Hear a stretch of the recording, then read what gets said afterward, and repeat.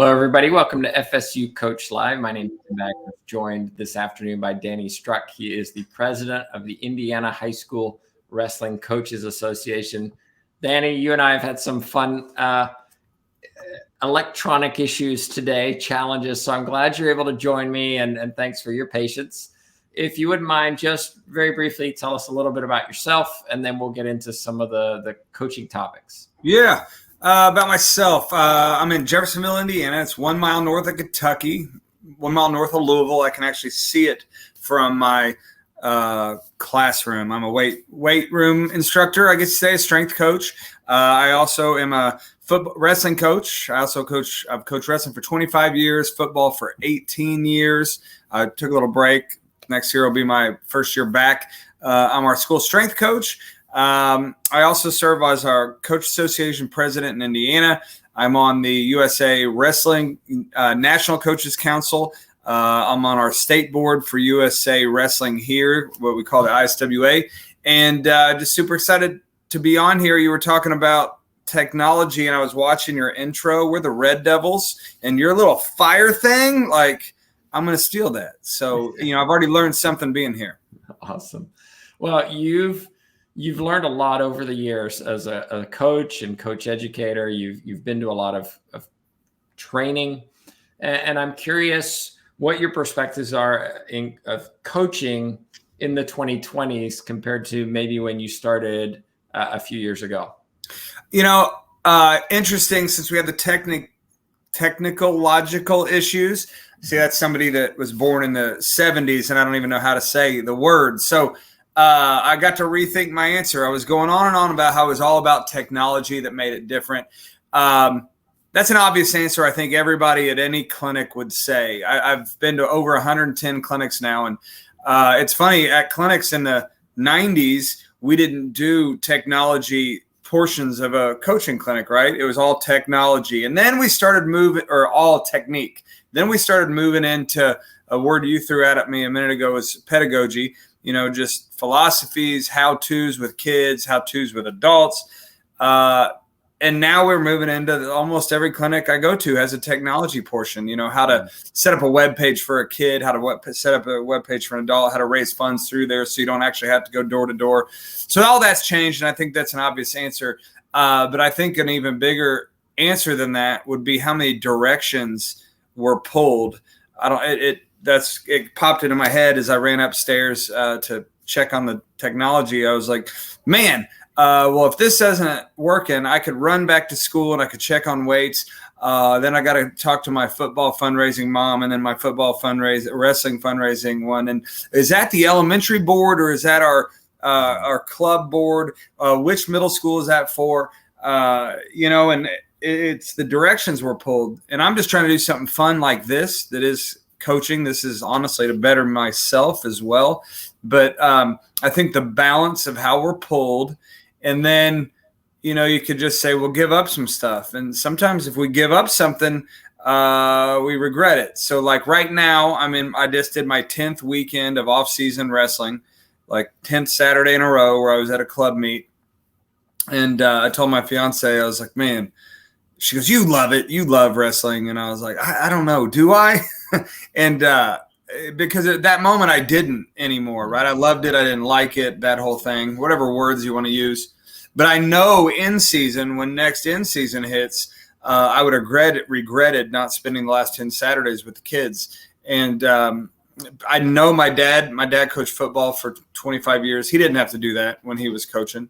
He did an 8 weeks. When he was coaching, they didn't have sectionals, regionals, whatever you call it in your state. You were just 8 matches and done, 8 games and done, and they'd claim a state title. We're the state champs. Why? Well, we were undefeated. Well, there's 12 undefeated teams in the state.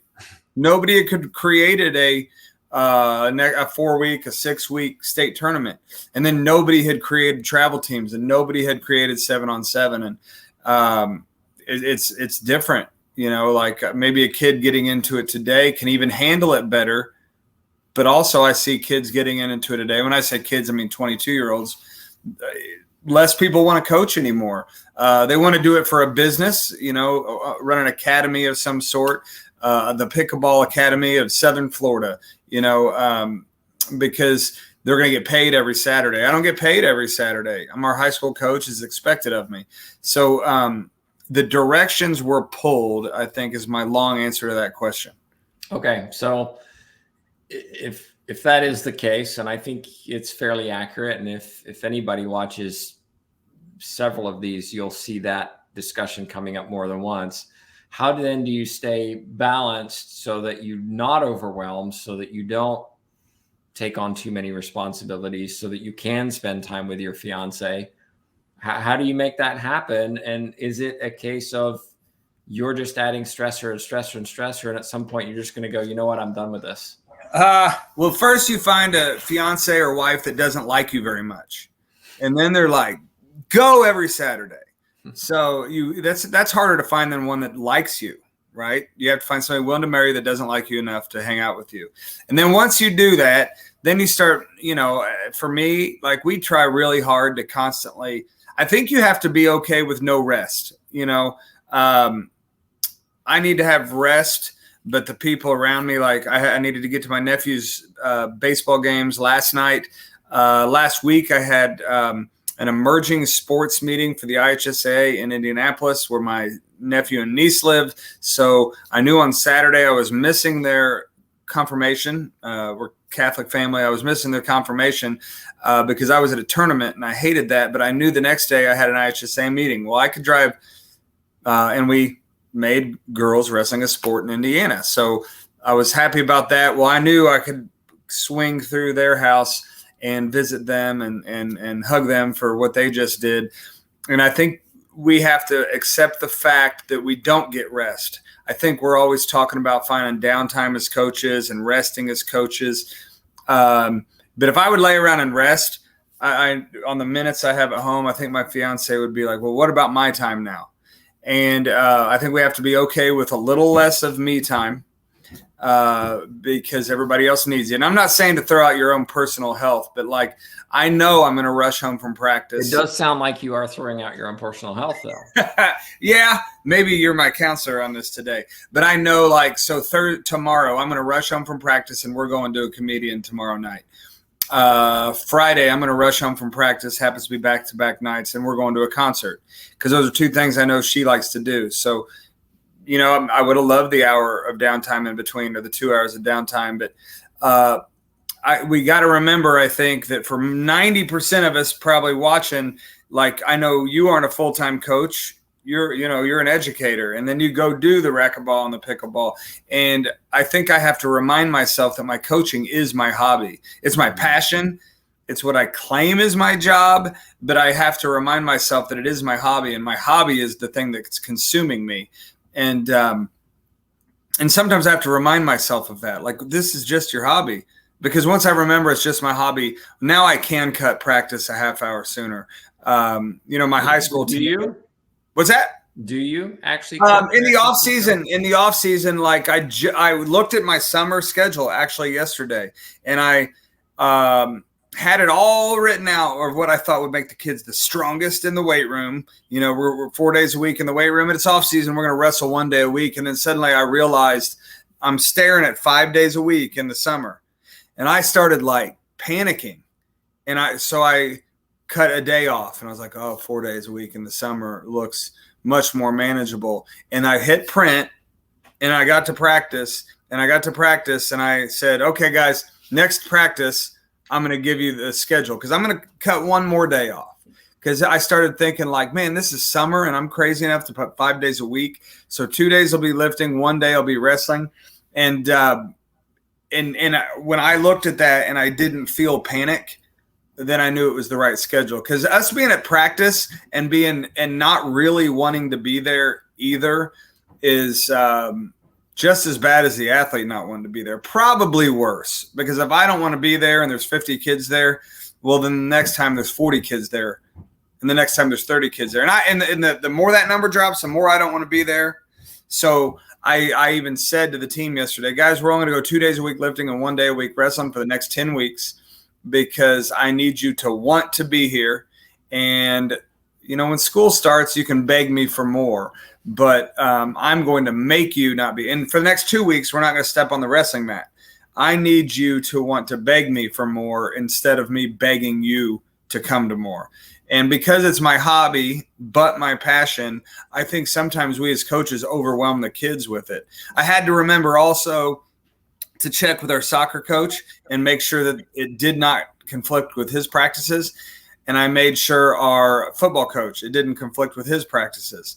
And I know that puts a lot on a kid, like, well, now you're going to be going to 2 practices a day. Yeah, but at least they're not trying to choose one. And I think the anxiety and the stress of choosing one is worse than being able to go to both.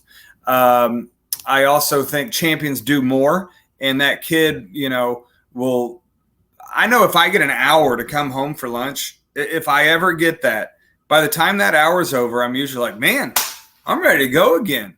So those kids most of the time will come in the morning, they'll go home, they'll take a nap, they'll play Xbox, they'll jump in the pool, and they'll be ready to go again in the evening. I think we lost that over the years, that kids can do 2 different sports in one day. I'm on a rant now, but I used to hate it when I'd hear a baseball coach when I was little saying, don't go swimming today. And I think, it is summer. What am I going to do all day? And then you're like, well, when I played baseball, I thought it was 100 games. It was probably 15, right, in the 80s. And that was a 30-day span where I wasn't going to go swimming. And now coaches say that, and I'm like, you go swimming. I tell my nephews, like, if he says don't go swimming, you go swimming. Because what are the parents supposed to do? There's a difference between going and swimming versus going for hard training. Oh, yeah. And if they don't, I don't know what you did with your friends. If we weren't swimming, we were like playing rock fight, or we were,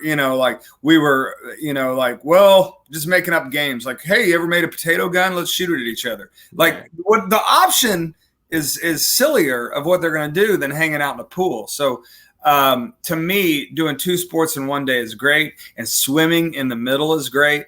But me trying to get them to come to one sport 5 days a week in the off season is crazy. And I had to reel myself back from that. And now when I look at my schedule, it's Monday, Tuesday, Wednesday.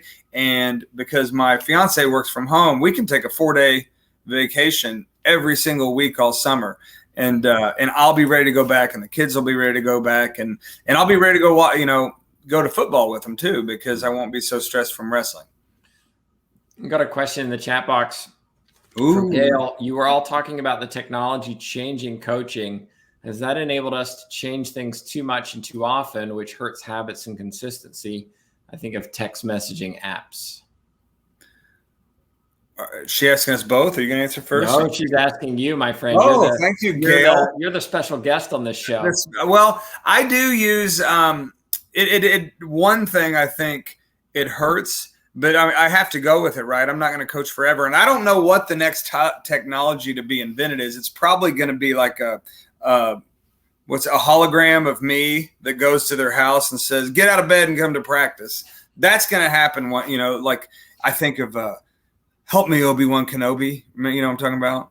Well, let me maybe give an example of, something that maybe tracks athletes' heart rates, sleep quality, sleep quantity, all these things where as a coach, we can delve so much into the data that it starts affecting how we treat that athlete, or whether they perform tonight, or whether you need to do this or that or that. And we get so lost in data management because there's all these new things coming out that we forget that we're just coaching a kid.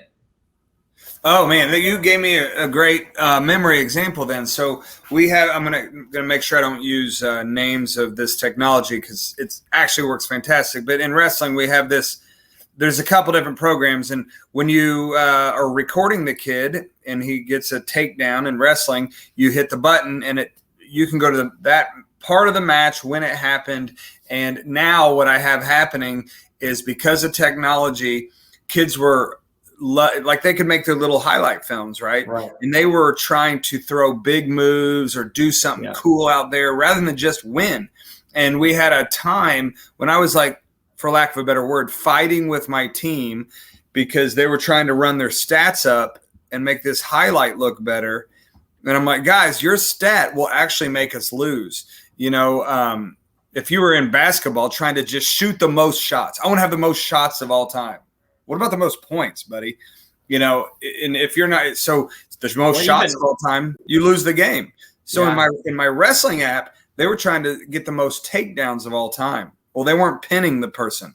And what would happen is we'd lose the match because pins are worth more points. So I completely quit taking any stats on it. You can watch your match, go do it, but you're not going to be able to create a highlight film off it because your highlight was actually hurting us. We've since let them do it again because I had to like prove my point and all that kind of stuff. But same thing in the weight room. We have these things where we can put leaderboards up on the screens, and they makes the kids compete. Who's lifted the most weight? Who did the most reps? Well, what about that littler guy? That guy that weighs 100 pounds is never going to have the same number of weights and reps as the big guy. So actually, it was a demotivator for the littler guy. That it's maybe pound for pound the strongest kid in the room. But this 300-pound football player, he just can't get on the leaderboard. So in his mind, it's a demotivator. So I think that technology is a motivator if I make sure I find a chance for everybody to use it. So like what I had to do is go into our app and do a pound for pound rating. I had to make up that algorithm for it. So when I put it in there, all the kids could see their names. It's not a little league baseball trophy, right? Everybody sees their name. It's a legit stat, like who's lifting the most weight pound for pound of their body. And but the technology wasn't set up for it. I had to make sure that it was getting the mental uplift that it needed. You're working in high school, and I know you've worked with a lot of coaches across the country. What do you think is the hardest part of being a high school coach? I'm going to stutter.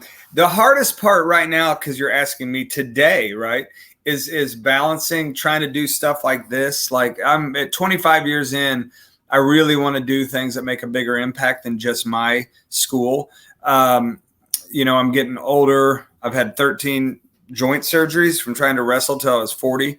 So I want to try to get everything out of my brain into to other coaches. So I travel a lot doing clinics and things like that. And for me, if I hold on my information just in Jeffersonville, Indiana, I don't anymore think I'm doing second the sport. I really hate it when people say, well, we love the sport, so let's go teach the sport, whatever the sport is. I'm like, no, you love the kids, and what the sport is just what you have in common. So I try to remind my kids. I mean, even my classes today, I yell at my classes like I'm a coach, right? Because I'm a strength coach. So I was a little bit yelling today. I didn't think they were giving out enough effort, and I had to say to them, like, guys, I don't love weightlifting. I really don't care how much weight you do, but I do love seeing you succeed in whatever your sport is. And today you weren't giving me enough. So I told my classes I loved them. I told them I didn't think they were giving me enough effort.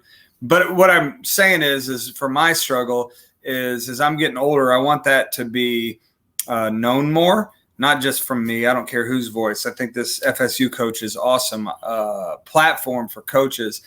I think I struggle more with we're in competition with the rival down the road, and we come together, and we're both there to help kids. I became a teacher to help kids, and he became a teacher to help kids. And now suddenly we walk across and we fake shake hands, and we go, I hate that school, and I wish kids at your school wouldn't sign up for your sport, and I wish the worst athletes came out, and maybe even they quit too, because then we'd win.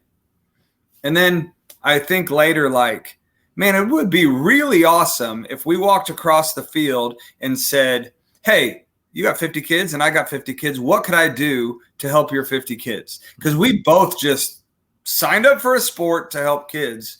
But somehow in competition, we all became hateful of the other team or the other coach or whatever color they wear or whatever mascot it is. We just hate it. And I think that's my biggest struggle now is going back and remembering, like, I'm here to help your team too.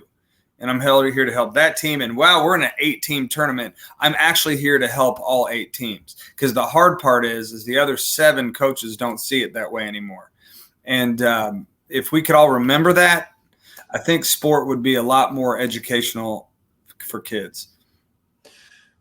What then do you have? What advice do you have for coaches who may be maturing into their career, or maybe interested in becoming coaches, based on what you've learned from others, all the clinics that you've attended? What do they need to know that will help them and help their athletes? That's a great question. And somebody actually asked me it last week, and I didn't answer it the same way. I find I've been answering, as I'm getting older, I answer the same question different a year later or sometimes a week later. I had a situation 2 weeks ago where a former athlete died. I'm coaching long enough. That's happened to me a number of times. I've given the eulogy at a number of funerals, and a fund of people were going to fund our program, write a large check, and they wrote to me in this questionnaire, what do we get out of this? And I wrote stuff like, your name will be in the newspaper and all that kind of stuff. And so then when I went to speak at their thing last night, to receive the check, I said, I know you got this thing with all the answers on it, but I want to completely change what you're doing. Since you asked me, I had a young man die. What that was that benefited from you once. And my answer to you was, you'll see your business name in the newspaper. This is a community organization. It's actually our city council. Our city council, I said to them, you'll see your all's name in the newspaper. And then I said, well, that's a dumb answer. I really wish I wouldn't have said that. We had a young man in the community pass away, and who showed up there was the first responder fireman was a former athlete of mine. The first cop on the scene was a former athlete of mine. The first family member called was a former athlete of mine. And what we're doing, what you're funding is that, since it's city council, you're funding what our community will have in it in 15 years. You funded 15 years ago when you donated last time, that cop, that family member, that police officer, 15 years later are all the same people in our community. Like, that's what we're doing as coaches. And I don't know that coaches stay in it long enough anymore. The average tenure of a coach in Indiana head coach is 3 years right now. That's great if you're happy after 3 years, but it's terrible if we want to keep building coaches. And they never got to have that experience. I cried about the kid's death, but I also was so happy to see, like, I was able to see the impact. Like, wow, the cop and the firemen were both former athletes, and our city council, some of the same city council members donated to those same kids 15 years ago and made them, I'm going to say, we as coaches and as a community made them the next fireman and cop. And we got to be able to keep people in this long enough to see that. That's one answer. Two, on what is going to keep them in this and keep them happy, like, so that we don't hate the other coach. I've been to over 110 clinics. I try now to go to 6 a year. And with having a fiance, that does make it tough on top of it. But, like, we're picking one in Florida. I got to figure out where in Florida. We'll be by you. We're going to one in Florida because she can go on a work trip there, and one of her businesses is there. So we specifically plan that so that we can go to that. We're going to one overseas. She's going to go with me. So I'm now trying to create some of these experiences as a we, so I can keep growing as a coach, but she gets the benefit of it. So that's, coaches don't always pick the worst. Like, you might pick the best camp for you, clinic for you. Well, what about her? Pick one in Vegas if she likes going to Caesars and laying out at the pool, and go there. But also with that, what I was saying about the other coaches to not hate each other is some of the coaches that I disliked, which is terrible of me, right, when I was younger, now they're the same coach I meet there and I hang out with. And our kids, my wrestlers, my football players, have even noticed that when I go across and I'm joking with the rival school, and they're like, why do you like that guy? My parents hate that school. I'm like, well, we actually went to Florida for a week together. And it might have took 3 or 4 clinics of us running into each other at it, but it really has. I can 100% say me meeting rival coaches at a clinic and sitting down and having some food is the same effect that you do with your teams. You sit with your teams and have dinner together. So I sit with other coaches and have dinner together, and I sometimes make sure it's the one I normally wouldn't talk to. And some of those guys are like, I'd call them my best friends now because we're local in the area. Instead of it being a local rivalry, it's a local help out. And I'd say that's unique about my county or counties that I live in now. I mean, this podcast, this YouTube video is going to be available in future. And if people do want to reach out to you with questions after the fact, what's the best way for them to contact you? Well, I am old enough that I can learn technology. So it's Danny Struck on Facebook, and at dstruck@gccschools.com is my email. Boom, technology. Twitter is at Danny_Struck. Instagram is at Danny_Struck.